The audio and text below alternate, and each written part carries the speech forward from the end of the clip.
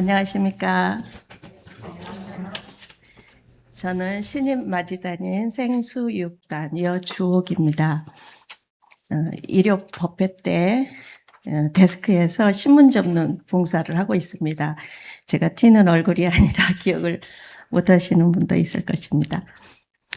저는 공부와 수행이 깊지 못해서 이 수행담 요청을 받았을 때 무척 당황하고 부담스러웠습니다. 그래도 교무님 말씀에 순응하고 또 교당 일에 협조하는 마음으로 이 자리에 섰습니다. 부족하지만 이해 바랍니다. 저는 올해 2월 30여 년간의 의과대학 교수 생활을 마치고 정년 퇴임했습니다. 기초의학에 전공을 했고요. 연구 분야는 생로병사의 신호전달이라는 주제로 세포를 가지고 연구를 했습니다. 퇴임 후 지나온 길을 돌아볼 기회가 많았는데요.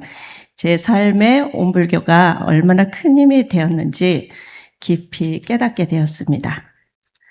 오늘은 작은 보온 실천의 위력이라는 슬라이드 제가 실천이라는 제목으로 제 이야기를 전해드리고자 합니다. 이 슬라이드는 AI 프로그램이 노트북에 LM을 가지고 시도를 해봤는데 오차가 여기저기 보이지만 이해 바랍니다. 저는 10살 무렵 큰아버지의 권유로 온 가족과 함께 입교했습니다. 제 의지로 선택한 것은 아니죠. 하지만 어느덧 56년의 세월이 흘렀습니다.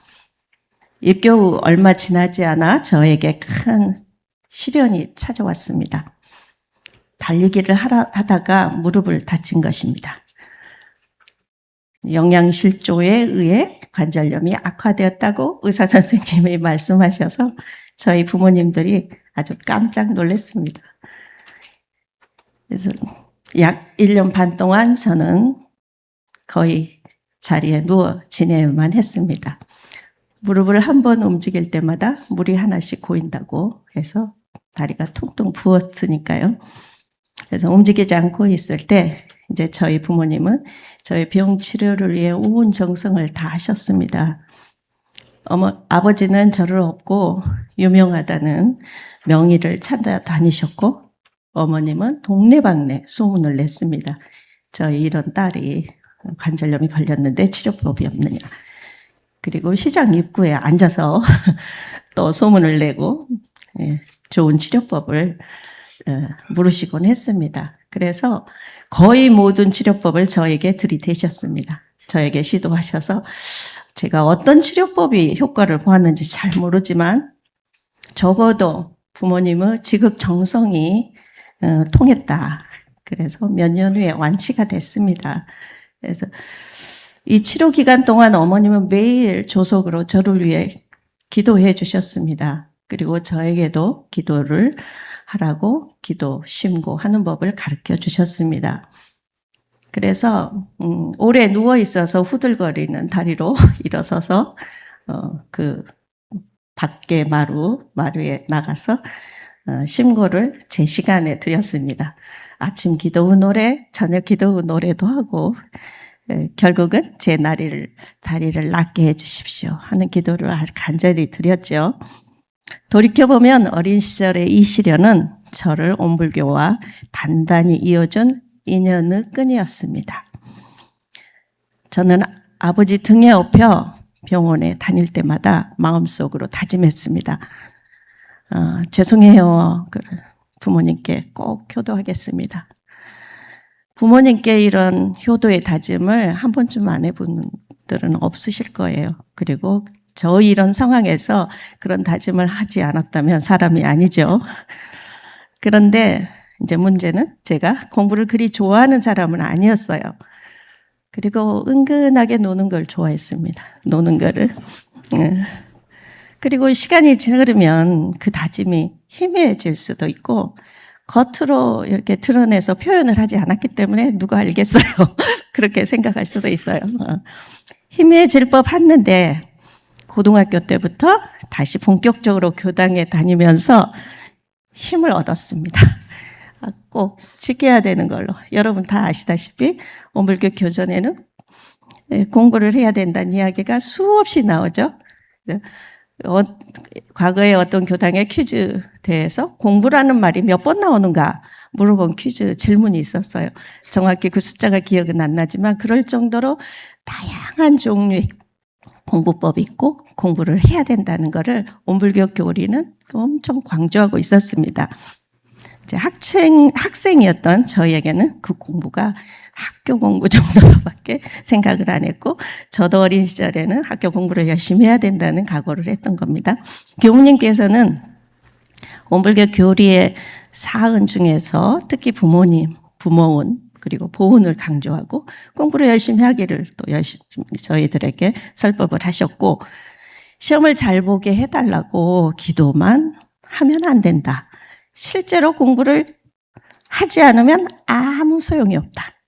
그래서 이게 실지불공의 중요성을 저희 학창시절에 굉장히 강조를 하셨습니다. 그래서 저도 부모 은혜 보답하는 마음으로 일단 어린 시절에 가보지만 다시 새로이 마음을 다잡아서 공부를 열심히 했고, 이 작은 실천이 결국 평생 공부하며 가르치는 직업으로 이어졌습니다. 학창 시절에 온불교 교리를 잘 알지는 못하지만 언제나 실지불공을 강조해서 제가 생각했던 것 같아요. 제가 할 수 있는 것이 그거라서 좀 쉽게 그런 편으로 이제 들었습니다. 그리고 그걸 실천하려고 노력했습니다. 그중 하나가 일상 수행 후 요법에 나오는 가르칠 줄 모르는 사람을 잘 가르치는 사람으로 돌리자는 말씀이 있죠. 오늘도 암송을 하셨습니다. 그래서 고등학교 때는 이제 제가 공부를 조금 열심히 하니까 학습부장을 하고 아침 자습 지도를 시작하고 동참했습니다. 그리고 쉬는 시간에는 제가 특히 그 이과적이어서 수학과 물리를 잘했습니다. 국어, 영어, 사회 완전 잘 못했는 사람인데, 그래서 수학 문제를 학생들이 저에게 질문을 했고 저는 친절하게 답해 준 사람입니다. 그래서 친구들은 자기 집에 놀러 가서 공부를 같이 하자. 그래서 많이 초대를 받았는데요.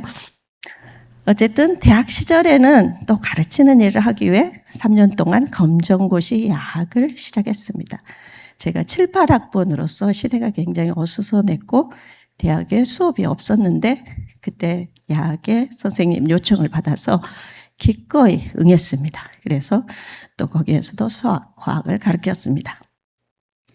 학생들은 신문 배달이나 공장 일을 하느라 언제나 힘들게 생활했고 밤늦게 와서 공부를 하겠다고 앉아 있는데 어떤 아이들은 눈을 동글 뜨고 있지만 어떤 아이들은 막 졸고 있었어요. 그래서 조는 아이들을 깨워서 공부시키는 나름 열정을 가지고 가장 열심히 한 일 중에 하나입니다. 그리고 대부분 아이가 키가 작고 말랐어요. 그래서 제가 어린 시절에 약간 약했고 음식을 잘 안 먹으려고 했고, 그래서 병약해서 관절염에 걸렸다는 생각에 이제 어린 시절을 떠올리며 영양실조가 만병을 부른다는 생각으로 아이들에게도 아르바이트에서 번 돈을 모두 다 써버린 적도 많이 있습니다. 이는 하나의 작은 보은 실천이지만 이 경험이 바로 저의 인생을 바꿔준 아주 큰 기회가 됐습니다. 저에게 가르치는 기쁨을 안겨주었고 교육자의 길을 선택하도록 인도했습니다. 사실 고등학교 때까지 저는 선생님이 되고 싶지는 않았어요.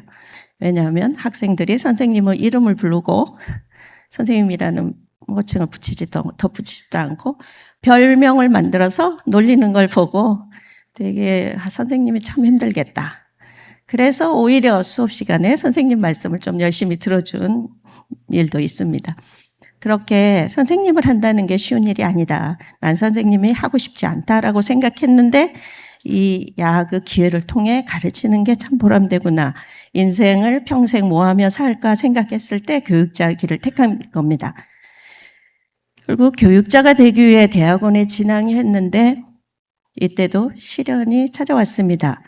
입학 후 지도교수가 이제 식품영양학과의 영양생화학을 전공하는 교수님을 선택했습니다. 그래서 영양학 연구실에서 자리를 얻지 못했습니다.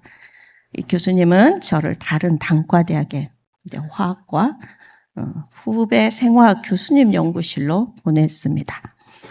처음엔 제가 버려진 자식처럼 아주 너무 서운했고 원망스러웠습니다. 한쪽의 교수님은 많은 제자가 있었고 그 실험실은 으쌰으쌰 재미있게 잘 돌아가는데 저는 다른 실험실에 뚝 떨어져서 다른 건물에 왔다 갔다 하면서 굉장히 힘든 세월을 보냈습니다. 그때 저는 원망 생활을 감사 생활로 돌리자는 말씀을 떠올리며 은혜를 찾아서 감사로 돌리려는 노력을 기울였습니다. 이 결과 저에게 뭔가 감사하자 생각을 했으면 저를 부족한 저를 받아주셨구나. 또 더 배울 수 있는 기회를 주셨구나. 그래서 결과적으로 마음의 평안을 얻었습니다. 이 과정에서 두 교수님의 지도 아래 다양한 생화학 연구 기법을 잘 익힐 수 있었고 결과적으로 영어로 된 논문 2편을 학술지에 발표할 수 있었습니다. 이 경험은 훗날 미국 의과대학 생화학 박사과정에 진학하는 결정적인 밑거름이 되었습니다. 그제야 저는 지도 교수님의 보이지 않는 배려와 포석을 깊이 깨달았습니다. 지도 교수님에게 진심으로 감사한 마음이 들었습니다. 그리고 저를 맡아준 후배 교수님이 바로 온불교의 고문국 박사님의 사위입니다. 고문국 박사님의 사위. 이것도 대단한 인연이었습니다. 미국에 있는 동안 지도 교수님께 감사의 마음을 담아 꾸준히 편지를 썼습니다. 미국 생활의 어려움, 첫째 딸을 낳은 일, 논문 자격 시험 통과, 학위 심사 통과, 의학연구소에서의 취업 등을 전했습니다. 교수님은 그 영양학 연구실의 지도 교수님은 답장이 없으셨지만 저희 상황을 늘 지켜보고 계셨습니다. 어느 날 국립대 의대 기금교수 채용 소식을 접하고는 저에게 지원하라고 정보를 주셨고 추천까지 해주셔서 성공을 하게 됩니다. 이거는 기금교수였지만 그 다음에 또 국립교수의 교수가 되고 그러다가 개인 사정에 의해서 지금 현재 모사립대 교수직을 갖고 있으면서 이제 정년 퇴임에 이르렀습니다. 제가 지도 교수님께 감사의 편지를 쓰지 않았다면 전혀 얻지 못했을 기회입니다. 작은 감사와 보은의 실천이 제 인생의 두 번째 큰 복으로 돌아온 것입니다. 직장 생활을 하는 여성으로서 저는 늘 바쁘게 살았습니다. 물론 아이를 돌보고 수업 준비도 하고 논문도 읽고 대학과 학술단체 여러 일을 맡았고 틈틈이 봉사활동도 했습니다. 바쁜 일정을 핑계로 경북전 공부를 못했고 연불자손도 충분히 하지 못했습니다. 대신 무시선 무처선으로 하겠다. 이유를 대는 거죠. 1분선이 나왔어요. 언젠가. 아주 짧아서 좋다. 1분선으로. 그리고 그 일에 일심이라는 가르침을 마음에 새겼습니다. 제가 지난 중도훈련에 저희 강남교당에서 훈련 갔을 때 김경일 원장님께서 일심 공부가 정신수양에 대한 대종사님의 신제품이시다라고 하신 말씀이 되게 기뻤어요. 제가 그래도 조금 할 줄 아는 그 일심이 정신수양에서 역할을 했구나. 그래서 이런 방법으로 바쁜 일상 속에서도 온전한 마음을 잃지 않으려고 노력했습니다. 그리고 가능한 한 일요 법회에는 참석하려고 노력했습니다. 교무님 말씀을 듣고 생활 속에서 조금이라도 실천하려고 노력했고 이제 퇴직을 했으니 앞으로는 성불재중의 큰 뜻을 품고 경전연마 정신수양에 더욱 많은 정성을 들이고자 합니다. 도반님들의 많은 협조 부탁드리겠습니다. 저의 수행 신앙 수행담을 이상으로 마치겠습니다. 감사합니다.